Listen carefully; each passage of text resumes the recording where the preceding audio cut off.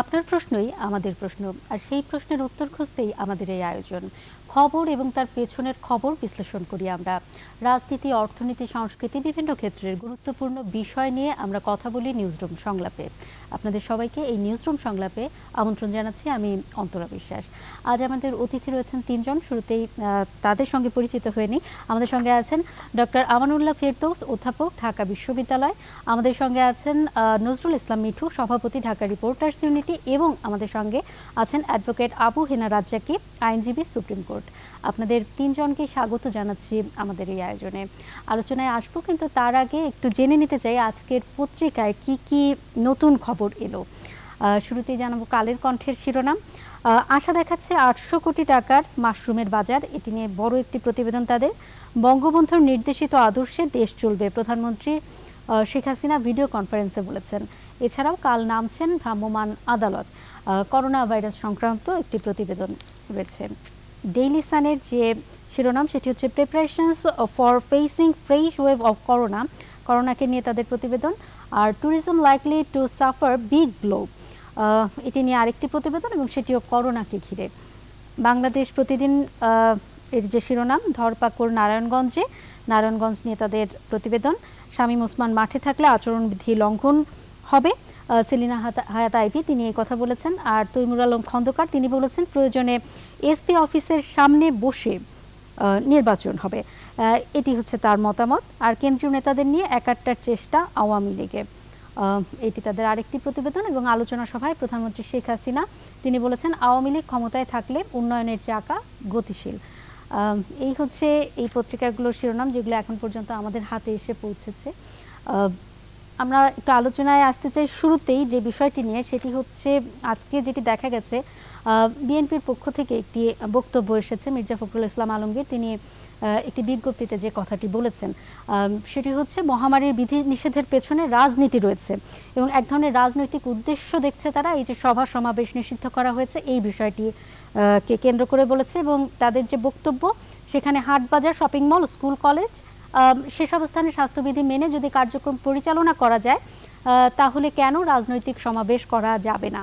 যদিও দেশে 9% ছাড়িয়েছে দৈনিক সংক্রমণের হার, এবং মির্জা ফখরুল ইসলাম আলমগীর সস্ত্রীক নিজেও কোভিড আক্রান্ত রয়েছেন। আর সভা সমাবেশ যদি বন্ধ থাকে তাহলে সকল রাজনৈতিক দলের জন্যই বন্ধ থাকার কথা। এমন পরিস্থিতিতে এই মন্তব্যটিকে কিভাবে দেখছেন অ্যাডভোকেট আবু হেনা রাজ্জাকি? আপনাকে ধন্যবাদ। আসলে কোভিড সম্পর্কে যারা বিশেষজ্ঞ ডাক্তার সাহেব আছেন তারা ভালো বলতে পারবেন, তবে আমি ব্যক্তিগতভাবে যেটা বলবো সেটা হলো এই, কোভিডের বিষয়ে আমাদের বাংলাদেশের কোনো গবেষণা আছে কিনা আমার জানা নাই। আমরা যে লিটারেচারটা পাই, হু, ওয়ার্ল্ড হেলথ অর্গানাইজেশন, এই লিটারেচার কিংবা অন্যান্য জার্নালে যে সমস্ত লিটারেচার গুলো আসে তার ভিত্তিতেই কিন্তু আমাদের বক্তব্য। এখন এই কোভিড কিন্তু আজকে এখন আমাদের কাছে পুরনো ঘটনা কেন বলি, এটা 2020-এর সম্ভবত 8ই মার্চ থেকে এটা শনাক্ত হয়েছে প্রথম। সেক্ষেত্রে তখনই বলা হয়েছিল যে কোভিডের দ্বিতীয় ঢেউ আসবে, তৃতীয় ঢেউ আসবে, এর বিভিন্ন ভেরিয়েন্ট আসবে, এগুলো কিন্তু খুব অ্যাডভান্স বলা হয়েছে। তখন আমরা কিন্তু দেখেছিলাম যে কোভিড নিয়ে বিভিন্ন জায়গায় ওভারনাইট অ্যারেঞ্জমেন্ট চিকিৎসার জন্য কিংবা হাসপাতাল টাইপের সময়ের ব্যবধানে এগুলো কিন্তু চলে গেছে। আমরা যেহেতু খুব অ্যাডভান্স জানতাম, সেই হিসাবটা যদি ধরি তাহলে কোভিডের জন্য আমরা কিন্তু খুব বেশি পদক্ষেপ কিছু নিতে পারিনি, নাম্বার ওয়ান। নাম্বার টু হচ্ছে এ পর্যন্ত কোভিড নিয়ে যে সমস্ত বক্তব্যগুলো আমাদের কাছে আসছে তার ভিতরে সবচেয়ে স্বাস্থ্যকর এবং গ্রহণযোগ্য যে বিষয়টা সেটা হলো সোশ্যাল ডিস্টেন্স, মাস্ক পরিধান করা এবং হাত ধুয়ে রাখা। যদি তাই হয়, আমাদের দেশে 18 কোটি লোক এবং আয়তনের তুলনায় জনবসতি, ঘনবসতি মারাত্মক। সেক্ষেত্রে আমরা রাষ্ট্রীয়ভাবে একটা জিনিস, আজকে যেমন আমরা বিধান করেছি মাস্ক না পরলে জরিমানা হবে, ভালো কথা, হতেই পারে স্বাস্থ্যের কারণে, কিন্তু প্রশ্ন হচ্ছে আমরা এই গত 2 বছর যাবত আমরা কি রাষ্ট্রীয়ভাবে বিভিন্ন স্টপেজ, বিভিন্ন দোকান শপে ফ্রি মাস্কটা দিতে পারতাম না? যাতে ফ্রি মাস্ক সবাই পায়, তাহলে আমাদের একটা বলার বক্তব্য থাকে তুমি মাস্ক পরিধান করতেছ না কেন, নাম্বার ওয়ান। নাম্বার টু, আমরা কি রাষ্ট্রীয়ভাবে কিংবা সিটি কর্পোরেশনের মাধ্যমে কোয়ার্টার মাইল দূর পর পর আমরা কি একটু সাবান পানির ব্যবস্থা করতে পারতাম না, যে সকলে হাত ধুবে এবং ইয়ে করবে? তাহলে তো আমরা দৃশ্যমান কিছু পাইতাম যে কোভিডের জন্য করা হয়েছে। এখন আসেন, আজকে ফখরুল ইসলাম আলমগীর যে কথাটা বলছে, আমরা শুরু সবসময় দেখে আসছি যে অর্ধেক প্যাসেঞ্জার নিয়ে গাড়ি চলবে এবং সেক্ষেত্রে ভাড়াটা ডাবল করা হচ্ছে। কোভিডে তো সবাই আমরা সাফারার। আপনি বাসওয়ালার যদি প্যাসেঞ্জার চিন্তা করেন, অর্ধেক প্যাসেঞ্জার টানবে, আমি ডাবল ভাড়া দিব, আপনাকে তো বিবেচনায় নিতে হবে আমি প্যাসেঞ্জার ডাবল ভাড়া কেন দিব, কিংবা আমার আয়ের উৎস কি, এটা তো বিবেচনায় নিতে হবে। কোভিডের যদি সবাই এফেক্ট হয়, তাহলে যারা পরিবহনের দায়িত্বে আছেন বা পরিবহনের মালিক আছেন তারাও সাফার করবেন, তাদের আয় প্রয়োজনে কম হবে। আপনি কেন ভাড়াটা বাড়াচ্ছেন? এটা কোনোভাবেই গ্রহণযোগ্য না। অর্ধেক প্যাসেঞ্জার নিয়ে চলেন বা কিভাবে চলেন, আমার যেহেতু আয় বাড়তেছে না, আপনি আমার কাছে ডাবল চার্জ করতে পারেন না। আর যেটা উনি বলেছেন ফখরুল ইসলাম আলমগীর, আমি তাকে সমর্থন করছি না, কিন্তু প্রশ্ন হচ্ছে সব যদি সোশ্যাল ডিস্টেন্স মেনটেন করে করা সম্ভব, তাহলে যেমন গত প্রায় 1.5 বছর স্কুলটা বন্ধ গেছে, যুক্তি ছিল কি বাচ্চারা করোনায় আক্রান্ত হবে, ভালো কথা, বাচ্চারা করোনা আক্রান্ত হবে কেন, যে করোনার সংস্পর্শে গেলে। কিন্তু বিষয়টা উল্টো, সেটা কি, স্কুল বন্ধ থাকলো, বাচ্চার বাবা আমি কিন্তু কাজে বেরিয়েছি, কাজ করে বাসায় ফিরেছি, বাচ্চা কিন্তু শপিং মলে গেছে মা বাবার সাথে, কিন্তু বন্ধ থাকলো শুধু স্কুলটা। এটা নিয়ে আমার মারাত্মক একটা প্রশ্ন, কেন আপনি এটা একটা অজুহাতটা সঠিক নয়। আপনি যদি অর্ধেক বাসের প্যাসেঞ্জার দিয়ে বাস চালাইতে পারেন, তাহলে অর্ধেক ছাত্রছাত্রী দিয়ে স্কুল চালাতে পারবেন না কেন? আপনি অড নাম্বার, ইভেন নাম্বার দিয়ে স্কুলটা চালাতে পারেন, কিংবা সপ্তাহে 2 দিন করে ক্লাস করে কন্টিনিউ এটাকে চালানো যায়। তো সেই হিসাবে আপনি সব যদি চলে, বিবাহ অনুষ্ঠান চলবে, মিসিং মিছিল চলবে, ঠিকই তো আছে। আজকে ইলেকশন হচ্ছে, একটা নির্বাচনে কিন্তু কোভিডের কারণে বন্ধ যায়নি। কোন নির্বাচন যদি বন্ধ না থাকে, তাহলে সেক্ষেত্রে আপনি ঠিকই তো বলেছেন উনি, যে কেন এই অজুহাতে কেন বন্ধ হবে। আমি তাকে সমর্থন করছি না, আমি প্রিভিয়াস অ্যাক্টিভিটিস গুলো দেখে তারপরে বলতেছি। সেই সমস্ত বিষয় যদি বিবেচনায় নেই, সেক্ষেত্রে আমরা মনে করি যে আপনার সব যদি চলতে পারে, তাহলে ইভেন গত নির্বাচনে, এই কিছুদিন আগের নির্বাচনে সিইসি বলছিল যে স্বাস্থ্যবিধি মেনে নির্বাচন অনুষ্ঠিত হবে। নির্বাচন পর্যন্ত যদি অনুষ্ঠিত হতে পারে, তাহলে আমার মনে হয় কোনো কিছুই বন্ধ থাকা উচিত নয়। 2 নম্বর হচ্ছে আপনার কোভিড এর যে ইনজেকশন বা টিকা যেটা বলি, আমরা ডাবল ডোজ নেয়ার পরেও আমরা বাইরে যেতে হলে আমাকে নেগেটিভ সার্টিফিকেট নিতে হয়। আমার জানতে ইচ্ছে করে what is the impact of this টিকা। আমি টিকা দুইটা নেই বা বুস্টার ডোজ নেই, তারপরেও আমার কোনো কাজ করতেছে না, তাহলে আমি এটা নিচ্ছি কেন? নাম্বার 1। নাম্বার 2 হচ্ছে বিশ্ব যদি আজকে, সমস্ত উন্নত বিশ্ব যদি সারা পৃথিবীর মানুষকে মানবিক কারণে টিকাটা ফ্রি দিত, তাহলে আমি ধরে নিতাম যে করোনাটা যৌক্তিক। কিন্তু যেহেতু ফ্রি দিচ্ছে না, আমাদের বাণিজ্য মনে হচ্ছে, এখানে বাণিজ্য একটা বিশাল ব্যাপার এখানে আছে। অনেক অনেক ধন্যবাদ আপনাকে। আমাদের সঙ্গে ডক্টর আমানুল্লাহ ফেরদৌস আছেন। আপনার কাছে আসলে একটু জানতে চাই একই বিষয়ে, বিএনপি যে কথাটি বলছে যে জনগণের এই স্বতঃস্ফূর্ত প্রতিরোধ আন্দোলনকে বাধাগ্রস্ত করার জন্য কোভিড-19 এবং ওমিক্রনকে ঢাল হিসেবে ব্যবহার করা হচ্ছে, এবং জনগণের স্বতঃস্ফূর্ত প্রতিরোধ আন্দোলনের কথা তিনি বলছেন যে বিএনপি যে আন্দোলন করছে, খালেদা জিয়াকে দেশের বাইরে বিদেশে চিকিৎসার জন্য পাঠানোর যে দাবি, সেটির জন্য যে আন্দোলন চলছে সেটিকে বাধাগ্রস্ত করবার জন্য এই সিদ্ধান্ত নেওয়া হয়েছে। আপনি মানে কি মনে করেন যে এই সিদ্ধান্ত কি আসলে এই কারণে নেওয়া হয়েছে? আমার কাছে তা মনে হচ্ছে না। আপনাকে কোভিড নিয়ে যখন আপনি আলোচনা করবেন, আপনি দুটা বিষয়, একটা হলো আপনাকে একটা সায়েন্টিফিক ডিসকাশন যেতে হবে, একটা হলো আপনাকে ইমোশনাল এবং পাবলিক পারসেপশন নিয়ে আপনি কথা বলবেন। রাজাকি ভাই যে কথাগুলো বলছেন, শেষের দিকে যে কথাগুলো বলছেন, সেই কথাগুলোর সাথে আমি এগ্রি করি, কিন্তু আরো যে কয়েকটা কথা বলছেন তার সাথে আমি সবিনয়ে ডিসএগ্রি করি। আমাদের কোভিড নিয়ে বিশ্বে যে সমস্ত গবেষণা হয়েছে, তার কিছু ছিটেফোঁটা গবেষণা বাংলাদেশেও হয়েছে, এবং তার গবেষণা ফাইন্ডিংস গুলো আমাদের সাথেই সামনেই আছে, এবং আমি নিজেও জড়িত ছিলাম অনেকগুলোর সাথে। বাংলাদেশে যে অবস্থাটা এখন চলছে, সেই অবস্থাটার পরিপ্রেক্ষিতে আপনাকে সায়েন্টিফিক গবেষণার যে ফাইন্ডিংস গুলো আছে, সেগুলোর দিকে আপনাকে নজর রাখতে হবে। সেই সায়েন্টিফিক গবেষণা কি, সংক্রমণ যখন ঘটে, তখন ঘটার শুরুর দিকে আপনাকে তার সংক্রমণের চেইনটা নষ্ট করে দিতে হয়। যে একটা চেইন শুরু হবে, সেই চেইনটাকে ভেঙে দিতে হয়। যদি আপনি চেইনটা ভেঙে দিতে পারেন, তাহলে আপনার এখানে সংক্রমণের গতিটা আস্তে আস্তে হবে, লোকজন আস্তে আস্তে সংক্রমিত হবে, আস্তে আস্তে হসপিটালে আসবে, এবং এটা চাপটা স্বাস্থ্য বিভাগ অথবা স্বাস্থ্য হসপিটাল সেটা নিতে পারবে। তার মানে আমরা এটাকে ভালোভাবে ম্যানেজ করতে পারবো। আমাদের এখানে সরকারের যে 11টা নির্দেশনা দিয়েছেন, সেই নির্দেশনাগুলো ঠিকই আছে, সেই নির্দেশনাগুলোতে কোনো সমস্যা নাই। প্রবলেম হলো সেই নির্দেশনাগুলো ইমপ্লিমেন্ট করার জন্য যে ধরনের লোকবল অথবা যে ধরনের ফোর্স দরকার ছিল অথবা যে ধরনের ইনসেন্টিভ দরকার ছিল সেই ইনসেন্টিভ গুলো নাই। আপনি যে গণপরিবহন চালাবেন, অর্ধেক চালাবেন, বাকি গণপরিবহনে অর্ধেক লোক উঠবে। যারা এই রাস্তাঘাটে প্রচুর ভিড় হবে, মানুষ যারা অফিস আদালতে যায়, একই সঙ্গে এটা বলা দরকার ছিল যারা অফিস আদালত বাসা থেকে করতে পারবেন তারা বাসা থেকে করবেন। স্কুল কলেজে খোলা রাখা এবং বন্ধ রাখার বিষয়টা নিয়ে আমাদের অনেক ডিবেট ছিল। বাংলাদেশে যখন স্কুল কলেজ বন্ধ করেছিল তখন পৃথিবীর অনেক দেশে স্কুল কলেজ বন্ধ করে দিয়েছিল। আমাদেরকে মনে রাখতে হবে এটা প্যান্ডেমিক ওয়ান্স ইন 100 ইয়ার্স, এবং এটার অভিজ্ঞতা কিন্তু অনেকেরই ছিল না, এই ধরনের অভিজ্ঞতা অনেকেরই নাই। একটা ভয় পেয়ে গেছিল এবং ভয় পেয়ে কিন্তু সেটা বন্ধ করে দিয়েছিল, এবং স্কুল কলেজ যখন বন্ধ করে দেয় তার একটা রেজাল্ট কিন্তু আমরা পেয়েছি। তবে হ্যাঁ, এত লম্বা সময় ধরে বন্ধ করে রাখাটা ঠিক হয়েছে কিনা সেটা একটা প্রশ্ন আসতে পারে, কিন্তু শুরুর দিকে আপনার যে কাজগুলো ছিল সেই কাজগুলো কিন্তু আমাদের তার একটা সাপোর্ট আমরা সাকসেসফুল কি আমরা বাংলাদেশে দেখতে পেয়েছি।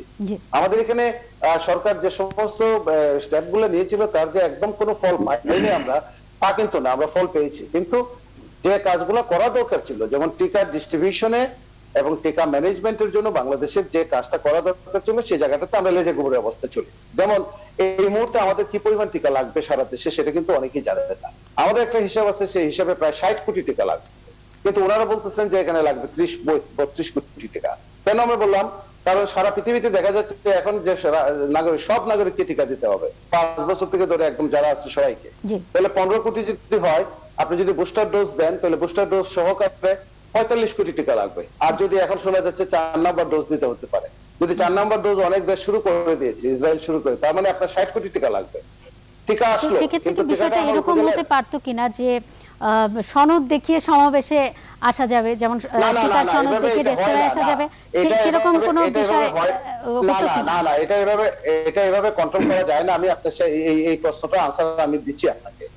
বিএনপির এখন যেটা, সেটা হলো পলিটিক্যাল স্ট্যান্ড থেকে বিএনপি কথাটা বলতেই পারে, কিন্তু আপনাকে এই একটা সপ্তাহ অথবা 2টা সপ্তাহ আপনাকে এই বিধি নিষেধের ভিতরে আপনাকে আসতে হবে। বেগম জিয়া বিদেশে যাওয়ার জন্য একটা বিশাল সংখ্যক মানুষ চাচ্ছে যে বেগম জিয়া বিদেশে চিকিৎসার জন্য যান, সেটা সরকারের সাথে দেন দরবার বিএনপি চলছে এবং বিএনপি রাজপথের আন্দোলনও অনেকেই সাপোর্ট করে। কিন্তু আমি যে কথাটা বলতে চাচ্ছি, আপনাকে সায়েন্সটা মানতে হবে। এখন যে কথাটা বলা হয়েছে যে 2 সপ্তাহের জন্য 3 সপ্তাহের জন্য, আপনাকে কিন্তু এই কথাগুলো কিন্তু মানতে হবে, কারণ আমরা কোন অবস্থাতেই গণজমায়েত এবং এই যে কিটা, এটা কিন্তু আমরা কন্ট্রোলের ভিতরে রাখতে পারছি না। এবং আমাকে যদি জিজ্ঞাসা করেন তাহলে আমি বলবো যে হাট বাজার গুলোকেও কিন্তু একটা নিয়ন্ত্রণের ভিতরে নিয়ে আসা দরকার, এবং সিনেমা হল গুলা এবং পর্যটন কেন্দ্রগুলো 2 সপ্তাহের জন্য বন্ধ করে দেওয়া উচিত, এবং সন্ধ্যার পরে কারফিউ যদি দিতে হয় সেই কারফিউর দিকে যেতে পারি। করোনা কি দিনের বেলা ছড়ায় না, রাত্রেই ছড়ায় না? করোনা দিনের বেলায় ছড়ায়, রাত্রেও ছড়ায়, সবসময় ছড়ায়, কিন্তু রাত্রেবেলা যেহেতু সার্ভিসেস গুলা, এসেনশিয়াল সার্ভিসেস গুলো খুব বেশি একটা প্রয়োজন থাকে না, সেহেতু রাত্রেবেলা মানুষের মুভমেন্টটা একটু কমানো, তার সংক্রমণটাকে একটু কমিয়ে দেয়া, সেই জন্য আপনাকে এই আপনার পার্শ্ববর্তী দেশ ভারতের দিকে তাকান, আপনি ক্যালকাটাতে দেখেন তারা কি কাজগুলো করছে, তারা সংক্রমণটাকে নিয়ন্ত্রণে রাখার চেষ্টা করছে। আমরা কিন্তু একটা সন্দেহ করছি, centre for disease control Atlanta তাদের একটা এস্টিমেশন করেছে যে বাংলাদেশের চতুর্থ ঢেউটা কিন্তু ফেব্রুয়ারি, মার্চ, এপ্রিল নাগাদ কিন্তু আসতে পারে, এবং সেই ঢেউটা যদি এখানে আসে, সেটা যে কোন ভেরিয়েন্টের ঢেউ সেটা আমরা এখনো কনফার্ম করতে পারি নাই। ইভেন সেটা আমরা বুঝতে পেরেছি আপনার কথাটা। আমরা যে বিষয় নিয়ে কথা বলছিলাম, যে তার মানে করোনার যে ঢেউ সেটা আসতে যাচ্ছে, যে কারণে আসলে এই মুহূর্তে সমাবেশ করাটা ঠিক হবে না।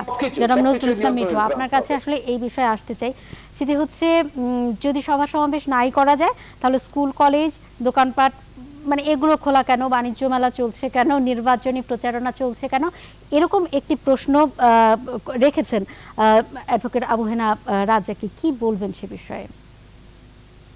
ধন্যবাদ আপনাকে, ধন্যবাদ দর্শকদেরকেও একই সঙ্গে। আমি আজকে একটি রিপোর্ট দেখছিলাম, ওয়াশিংটন পোস্ট পত্রিকার প্রথম দিকের একটি নিউজ, সেখানে বলা হয়েছে যে ইউরোপে এই বছরের প্রথম সপ্তাহে 70 লক্ষ মানুষ আক্রান্ত হয়েছে, এবং যদি এই রেট অব্যাহত থাকে তাহলে ডাবল হতে থাকবে, এই প্রতিদিনই মোটামুটি মাসের শেষে গিয়ে ডাবল হয়ে যাবে। সো এরকম একটা সিচুয়েশনে বাংলাদেশ যখন একটি রেস্ট্রিকশন, মানে অনেকগুলো রেস্ট্রিকশন কিন্তু এখানে ইম্পোজ করেছে, আমার কাছে মনে হয়েছে রেস্ট্রিকশনটা খুবই দরকার। আমি একই সাথে ডক্টর আমানুল্লাহর সাথে একমত পোষণ করব যে এগুলা ইমপ্লিমেন্ট করা যাবে কিনা। কারণ হচ্ছে আপনি যদি ঢাকা শহরের ঘনবসতি দেখেন, আপনি বাসে, ট্রেনে, রিক্সায়, ফুটপাতে সব জায়গায় কিন্তু মানুষের ভিড় থাকে, এবং এই ভিড়টাকে কমানোর জন্য আসলে ব্যবস্থা গ্রহণ করা দরকার। আপনি যখন বাসে অর্ধেক সিট, ট্রেনে অর্ধেক সিটের কথা বলেন, তখন বাকি মানুষগুলো কোথায় যাবে? তাদের জন্য কি আপনি কোনো ব্যবস্থা করেছেন যে তারা বাসায় বসে অফিস করতে পারবে, অথবা অফিস না গেলে তাদেরকে কোনো ইনসেনটিভ দেওয়া হবে? সেটা কিন্তু কোনো কথা বলা হয়নি। সমাবেশে আসলে কোন রকম রুল মানা হয় না, স্বাস্থ্যবিধি মানা হয় না, এটা একদম ঠিক। আপনি সামাজিক যে জায়গাগুলো আছে, বিবাহ, তারপরে অন্যান্য পিকনিক, পর্যটন স্পট, আপনি যেখানে যান দেখবেন আমাদের মধ্যে প্রবণতাই নাই। মাস্ক পরার প্রবণতা খুবই কম, পার্সেন্টেজটা খুবই কম। এবং একই সঙ্গে আমরা কিন্তু যখন কোথাও বসি, খুব গা ঘেঁষাঘেঁষি করে বসি। এই জায়গাগুলোতে আসলে রেস্ট্রিকশন দরকার। কারণ হচ্ছে বাংলাদেশের অবস্থাটা কিন্তু এরকম নয় যে আপনি যদি খুব বেশি মাত্রায় মানুষ এখানে আক্রান্ত হয়, তাদেরকে আপনি ট্রিটমেন্ট দিতে পারবেন। আমাদের হসপিটালগুলোর যে ক্যাপাসিটি, সেই ক্যাপাসিটি আমরা যখন ফার্স্ট ওয়েভ এসেছে, সেকেন্ড ওয়েভ এসেছে এবং থার্ড ওয়েভ এসেছে, তখন কিন্তু আমরা দেখেছি। এবং এটা কিন্তু কোনো গবেষকই বলছেন না যে নতুন আরেকটা ওয়েভ আসবে না। মেবি এই এখন যে ওমিক্রন ভ্যারিয়েন্টের কথা বলা হয়েছে, সেটা ততটা ডেডলি না, কিন্তু ডেডলি না হলে ওটা তো ইম্প্যাক্ট আছে, একটা মানুষের শরীরে তো ইম্প্যাক্ট আছে। সো আমাকে যতখানি সম্ভব একটু আইসোলেটেড থেকে নিজেকে নিরাপদ রাখাটা সবচেয়ে বেশি জরুরি। এবং এই সাথে যখন সরকার কোনো পদক্ষেপ গ্রহণ করে, সেই সরকারি পদক্ষেপ গ্রহণের সাথে সাথে কিন্তু আমাকে একজন নাগরিক হিসাবে আমার দায়িত্ব হচ্ছে আমি যেন আসলে পাবলিক হেলথের জন্য কখনো থ্রেট না হই। আমি কোভিড আক্রান্ত হতে পারি, কিন্তু আমার কিন্তু এই রাইটটা নাই আমি আরো 5টা মানুষকে কোভিড আক্রান্ত করি। এবং সরকার যে বিধি নিষেধ গুলো আরোপ করেছে, তার মধ্যে 10 নম্বর বিদেশি নিষেধ হচ্ছে কোন জায়গায় সমাবেশ, খোলা জায়গায় সমাবেশ, সভা সমাবেশ করা যাবে না। এটা রাজনৈতিকভাবে যদি বিরোধী দল বলে থাকে যে, আমরা দেখেছি যেটা এই আশঙ্কাটা কিন্তু আগেই আমরা করেছিলাম যে বিরোধী দলের পক্ষ থেকে হয়তো এরকম একটা স্টেটমেন্ট আসবে, একটা কথা আসবে, এবং ঠিক সেটা এসেছি। কিন্তু আমি মনে করি না যে এই ধরনের সভা সমাবেশ শুধুমাত্র বন্ধ করার জন্য এটা কোনো এক্সকিউজ হিসাবে ওমিক্রনকে ব্যবহার করা হয়েছে। আমি আই ডোন্ট বিলিভ ইট। কারণ আমাদের এখানে অনেকগুলো গবেষণা হয়েছে, ডক্টর আমানুল্লাহ বলেছেন, এবং সবচেয়ে বড় যে জায়গাটা সেটা হচ্ছে প্রথম দিকে যদি আপনি এই সংক্রমণকে প্রিভেন্ট না করতে পারেন, তাহলে কিন্তু পরবর্তী পর্যায়ে গিয়ে এটা প্রিভেন্টেবল থাকে না, এটা সম্ভব হয়ে ওঠে না। কারণ এটা মাল্টিপ্লাই করতে পারে। আপনি যদি প্রতিদিন 10 জন করে আক্রান্ত হয়, এবং সেই 10 জন যদি আরো 100 জনকে একই দিনে আক্রান্ত করে, তাহলে সংখ্যাটা কত দাঁড়ায় সপ্তাহ শেষে গিয়ে? সেটা বিবেচনা রেখে আমার কাছে মনে হয় এই যে নিষেধাজ্ঞা যেটা দেওয়া হয়েছে সেটা আপাতত যুক্তিযুক্ত। এবং আমরা দেখি সিচুয়েশন কিরকম আনফোল্ড করে, তার উপর ডিপেন্ড করবে যে 2 সপ্তাহ বা 3 সপ্তাহ বা 1 সপ্তাহ পরে যদি মনে হয় যে না আমরা প্রিভেন্ট করতে পেরেছি। একই সঙ্গে দরকার হচ্ছে আমাদের স্ট্রং মনিটরিং এর ব্যবস্থা। 8টা পর্যন্ত দোকানপাট খোলা থাকবে, কিন্তু আসলে বাস্তবে কিন্তু 8টা পর্যন্ত আমাদের পক্ষে দোকানপাট খোলা রাখা সম্ভব হয় না। অনেক মানুষ আছে যারা রাতের বেলা কাজ করেন, অনেক মানুষ আছে যাদেরকে রাতের বেলা বাধ্যতামূলক ভাবেই থাকতে হচ্ছে। তো সেই বিষয়গুলো মানবিক জায়গা থেকে হিসাব নিকাশ করে তারপরে আমাদের মনে হয় পদক্ষেপ গ্রহণ করা উচিত। অনেক ধন্যবাদ আপনাকে।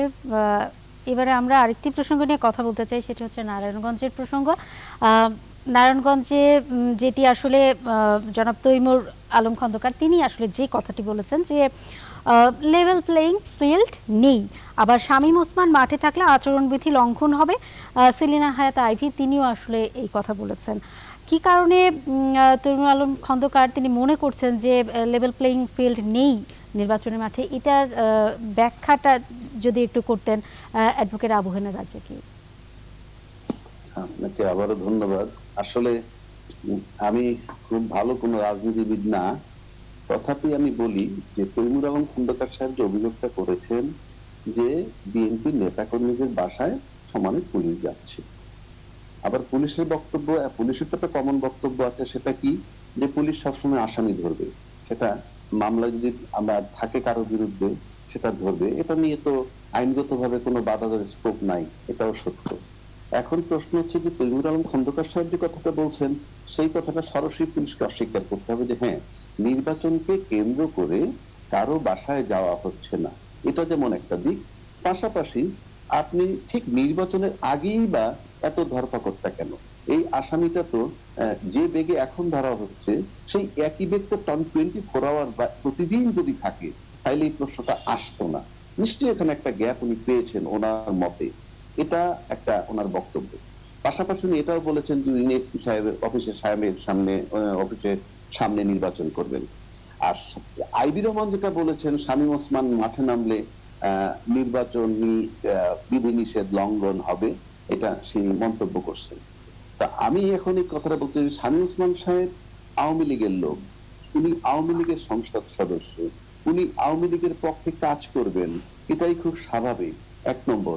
2 নম্বর, আমরা বিগত নির্বাচনগুলো দেখে আসছি, 12 বছর যাবত যেটা দেখে আসছি, সেক্ষেত্রে আওয়ামী লীগের পক্ষে আওয়ামী লীগের প্রার্থীরা যে কোনো ধরনের প্রচার প্রচারণা করে আসছে, কোনো অভিযোগ তাদের বিরুদ্ধে কখনোই হয় নাই।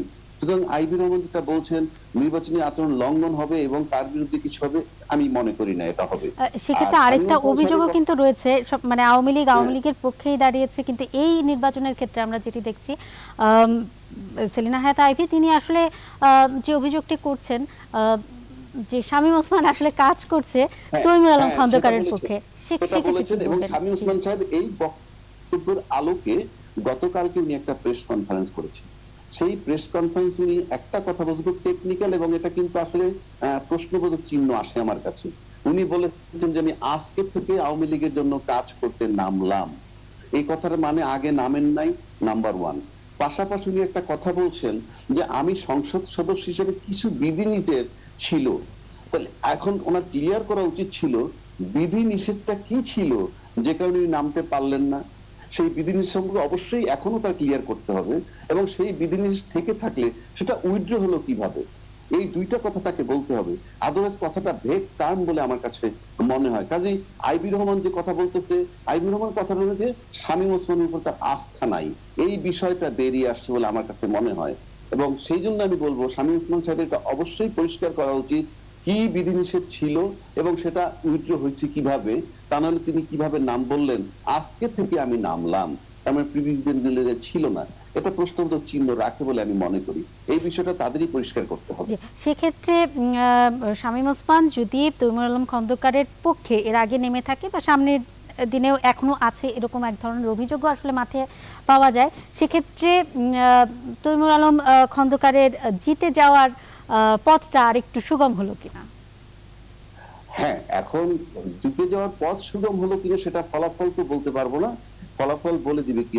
তবে নির্বাচনে আমি আগাগোড়া বলে আসতেছি একটা কথা, যে নির্বাচনে প্রত্যেকটা তার একটা নিজস্ব কৌশল নেয়, সেই কৌশলটা কিছু প্রকাশিত থাকে, কিছু অপ্রকাশিত থাকে। আমার কাছে মনে হয় শামীম ওসমান সাহেব বা আইবি রহমান, শামীম ওসমান সাহেব একটা ডিপ্লোমেসি এখানে আছে, হয়তো নায়ের ভিতরে হা কিংবা হায়ের ভিতরে না থাকতে পারে। একইভাবে তৈমুর আলম খন্দকার ফলাফল বলে দিবে, ফলাফল যদি দেখা যায় যে তৈমুর আলম খন্দকার পাশ করেছে, তবে নিঃসন্দেহে আইবির অভিযোগটা সত্য হবে। আর যদি ফলাফলে দেখা যায় যে আইবি রহমান পাশ করছে, তাহলে আমি আজকে থেকে নির্বাচনে নামলাম, এটাই যথার্থ হবে। তার মানে আপনি বলতে চাইছেন যে শামীম ওসমান যদি তৈমুর আলম খন্দকারের পক্ষে কাজ করে তাহলে তৈমুর আলম খন্দকার জিতবে? আমি সেটা মিন করি না, আমি বলছি তৈমুর আলম খন্দকার যদি জিতেন তাহলে আইবির অভিযোগটা সত্য হবে যে সে তৈমুরের পক্ষে কাজ করছেন। আর যদি আইবি রহমান জিতেন তাইলে শামীম ওসমান যে বলছেন আমি আজকে থেকে আওয়ামী লীগের পক্ষে নামলাম, সেটা যথার্থ হবে যে হ্যাঁ কাজ করেছেন আওয়ামী লীগের পক্ষে। তার মানে এই নির্বাচনে আপনার কথা অনুযায়ী শামীম ওসমান একটা বড় ফ্যাক্টর হিসেবে কাজ করছে। মিডিয়া পত্রিকান্তরে যা প্রকাশিত তাতে তাই মনে হয় আমার বক্তব্য। জি, অধ্যাপক ডক্টর আমানুল্লাহ ফেরদৌস, বিষয়টা কি তাই দাঁড়াচ্ছে যে মানে শামীম ওসমানের হাতেই নির্বাচনে যে ফলাফল সেটি রয়েছে? আমি তা মনে করি না, আমি যদিও স্বাস্থ্য নিয়ে কাজ করি, পলিটিক্সে কমেন্ট করতে চাই না, কিন্তু আমি তা মনে করি না। কেন মনে করি না? নারায়ণগঞ্জে আওয়ামী লীগও খুবই শক্তিশালী এবং তার পপুলার রাজনৈতিক দল, এবং বিএনপিও অনেক অনেক শক্তিশালী এবং পপুলার রাজনৈতিক দল। এবং দুইটা পার্টিরই ভোট ব্যাংক সেখানে রয়েছে, এবং আইবি রহমান এর আগেও একই রকম প্রতিকূলতা পেরিয়ে উনি কিন্তু জয়লাভ করেছেন, এবং তৈমুর আলম খন্দকার এবং বিএনপির যারা ছিলেন এর আগে তারাও কিন্তু একই রকম বাধা পেরিয়ে কিন্তু জয়লাভ করেছেন। এবং আওয়ামী লীগের লোকজন কারো কথায় ভোট দেবে না আইবি রহমানকে, আমি সেটা মনে করি। আওয়ামী লীগের যে ভোট ব্যাংক এবং আওয়ামী লীগের লোকজনের সাথে যেটুকু পরিচয় আছে, তারা সাধারণত ভোট এদিক সেদিক করতে চান না, তারা সাধারণত ভোটটা তারা তাদের পার্টির প্রতি দিতে চান। কোনো কোনো ক্ষেত্রে কোনো কোনো সময় একটু এদিক সেদিক হয়, কিন্তু আপনি, আমার কাছে মনে হয় না যে এটা খুব বেশি একটা বড় ফ্যাক্টর হিসেবে দাঁড়াবে। তৈমুর আলম খন্দকারও যথেষ্ট কাজ করছেন এবং অনেক দিন ধরে কাজ করেন সেখানে, 40-45 বছর ধরে কাজ করেন, তার একটা বেসিস সেখানে। আমি সেই জায়গাটাতে যেতে চাই না, আমি শুধু একটা কথা বলতে চাই, ওনারা রাজনীতিবিদ, ওনারা রাজনীতি করবেন, ওনারা আমাদেরকে দিক নির্দেশনা দেবেন, কিন্তু আপনি তৈমুর আলম খন্দকারের কথাই বলেন, আর আইবি রহমানের কথাই বলেন, আর আপনি শামীম ওসমানের কথাই বলেন, আপনি দেখেন ওনাদের সাথে এই যে হাজার হাজার লোক নিয়ে যে ওনারা মিছিল করছেন, ওনারা গণসংযোগ করছেন, এই যে বাড়ি বাড়ি যাচ্ছেন, কারো মুখে কোনো একটা মাস্ক দেখছেন? এরাই আমাদের জনপ্রতিনিধি। তাহলে রাষ্ট্র চলছে একদিকে, সরকার চলছে একদিকে, ওনারা চলছেন আরেক। আর ওনারা কি নিউজ পেপার পড়েন না, পত্রিকা পড়েন না, ওনাদের কি জানা নাই? তাহলে মিছিলটা করার সময় কি ওনারা মাস্কটা পড়তে পারতেন না? আমি তো ভয় পাচ্ছি যে নেক্সট হাফ যে ক্লাস্টারটা আপনার নারায়ণগঞ্জেই হয়ে দাঁড়ায় কিনা। এটাতেই প্রমাণ পায় যে আমি জাতি হিসাবে, রাষ্ট্র হিসাবে আমি কতটুকু ভালোবাসি আমার মানুষকে এবং আমার সমস্ত জনগণকে। একজন ডাক্তার মানুষ কিন্তু আইবি রহমান, উনি কিন্তু ইচ্ছা করলে পারতেন যে আমি হাজার হাজার লক্ষ লক্ষ মাস্ক বিতরণ করব। এই মাস্ক বিতরণটাই ওনার একটা প্রচারণা কর্মসূচি এবং কৌশল হিসেবে, এবং নারায়ণগঞ্জে কিন্তু একটা বেশ একটা সুন্দর প্রচারণা কৌশল হয়ে দাঁড়াতে পারে। ডিস্টেন্সিং এর ব্যাপারটা না হয় নাই মানতে পারলাম, হাত ধোয়ার ব্যাপারটা কিন্তু একটা বিশাল প্রচারণা, এবং সারা দেশে কিন্তু এটা ছড়িয়ে যেত, কিন্তু এই কাজগুলো কিন্তু ওনারা করেন নাই। তার মানে রাজনৈতিক কর্মকাণ্ডকে কেন্দ্র করে আমাদের এখানে এখন যে সমস্ত রাজনৈতিক কর্মকাণ্ড চলছে, আমি মনে করি নারায়ণগঞ্জে ইলেকশনটা হয়ে যাওয়ার পরে আগামী কয়েক সপ্তাহের জন্য সবকিছু বন্ধ রাখা উচিত, ইনক্লুডিং যে মসজিদ মন্দির এখানে যে সমস্ত জমায়েত আমরা করছি, সেই সমস্ত জমায়েত বিয়ে শাদী তো অবশ্যই কমিয়ে নিয়ে আসা উচিত। 20 জন অথবা 50 জনের ভিতরে আমাদের গ্যাস নিয়ে আসা উচিত। সারা পৃথিবীতে তাই করেছে, 50 থেকে 100 জনের বেশি বিয়ে শাদীতে উপস্থিত থাকতে পারবে না। এটা কি সম্ভব? হ্যাঁ, অবশ্যই সম্ভব, এটা করা যায়। আপনি যদি এই কাজগুলো করেন তাহলে কিন্তু আমরা একটা বিপদ থেকে কিন্তু বাঁচতে পারি বলে আমার মনে হয়। অনেক অনেক ধন্যবাদ আপনাকে। খুবই দারুণ একটা প্রস্তাব দিয়েছেন। নির্বাচনী প্রচারণায়ও তারা চাইলে মাস্ক বিতরণ করতে পারে বা করোনার বিরুদ্ধে কিভাবে লড়াই করা যায় সেই বিষয়ে আরো সচেতনতা ছড়িয়ে দিতে পারেন।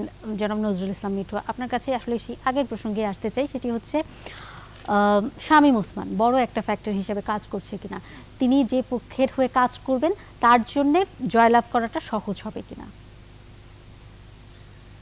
নির্বাচনে অনেকগুলো বিষয় থাকে যেগুলো আসলে প্রার্থীরা, তাদের সমর্থকরা কনসিডারেশনে নিয়ে ক্যাম্পেইনিংটা করে। এবং যেহেতু শামীম ওসমান সাহেব একজন সংসদ সদস্য, এখানে একটি প্রশ্ন এসেছিল যে ইলেকশন কোড ভায়োলেশন হয় কিনা। আমরা জেনারেলি যেটা বুঝতে পারি এবং জানি এবং প্র্যাকটিসটাও আগে দেখেছি যে যখন কোনো কনস্টিটিউয়েন্সিতে ইলেকশন হয়, ওই ইলেকশনের সময় কিন্তু মন্ত্রীরা ওই এলাকা ভিজিট করেন না, সংসদ সদস্যরা ভিজিট করেন না। কারণ হচ্ছে সেটাকে এক ধরনের প্রভাব বিস্তার করার একটা ক্ষেত্র তৈরি হয় বলে ধারণা করে নেওয়া হয়।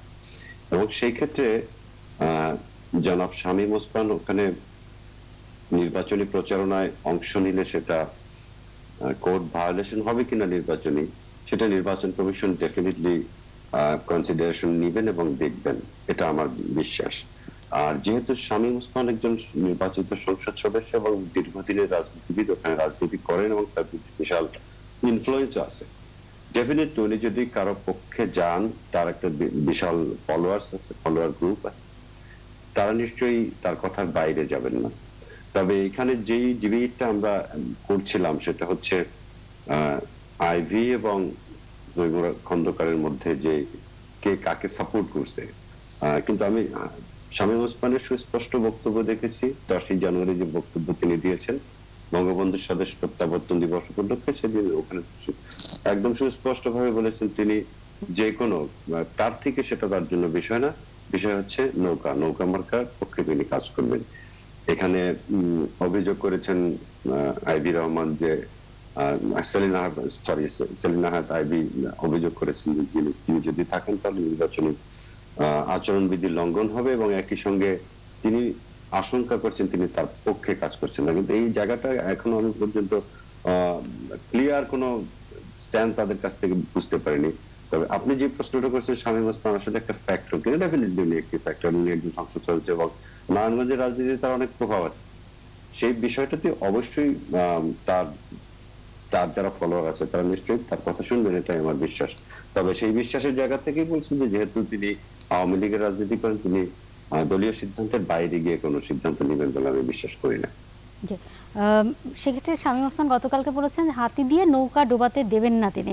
আবার মাঠে দেখা যাচ্ছে যে তার সমর্থিত যে নেতাকর্মীরা রয়েছেন এবং বলা হচ্ছে 4 জন ইউপি চেয়ারম্যান রয়েছেন যারা শামীম ওসমান নের লোক, এরকম অভিযোগ করা হচ্ছে।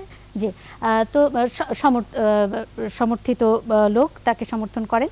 তো তারা আসলে মাঠে কাজ করছে এবং তারা তৈমুর আলম খন্দকারের পক্ষে কাজ করছে। তো এখানে কি দলের রাজনীতির চাইতে যে ব্যক্তিগত যে শত্রুতার বিষয় সেটি বেশি গুরুত্ব পেয়ে যাচ্ছে কিনা আরেকটু যদি পরিষ্কার করতেন। দেখুন, সেটা হচ্ছে যে আওয়ামী লীগ একটি বড় রাজনৈতিক দল, সেখানে আওয়ামী লীগের ডেফিনেটলি ডিসিপ্লিনারি কতগুলো বিষয় থাকে। যদি তার কোনো পজিশনে থাকা মানুষ নির্বাচিত বা অনির্বাচিত অথবা রিপ্রেজেন্টেটিভ কোনো জায়গায়, সে যদি দলীয় সিদ্ধান্তের বাইরে গিয়ে কোনো প্রার্থীকে সমর্থন করে, সেটা মনে হয় না আওয়ামী লীগের বা পার্টি হিসেবে আওয়ামী লীগের ডিসিপ্লিনারি অ্যাকশনের বাইরে থাকবে। সেটা নিশ্চয়ই তারা মনে রেখেই করবেন যে সাপোর্টটা যদি করে থাকেন।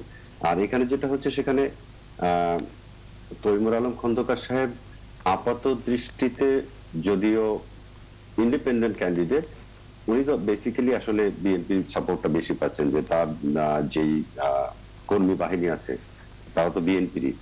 এখানে স্পষ্টতই বোঝা যাচ্ছে যে স্বতন্ত্র প্রার্থীর মোড়কে উনি আসলে বিএনপির ক্যান্ডিডেট হিসেবে কাজ করছেন। আমি জানি না এই যাদের নাম এসেছে তাদের সাথে কথা বলে নির্বাচনে যে রিপোর্ট গুলো হয়েছে সেই রিপোর্ট গুলো তাদের সাথে কথা বলে তাদের গভর্নমেন্টের ভ্যালিডেশন আছে কিনা সেটা আসলে আমি এখনো পর্যন্ত দেখি নাই কোথাও।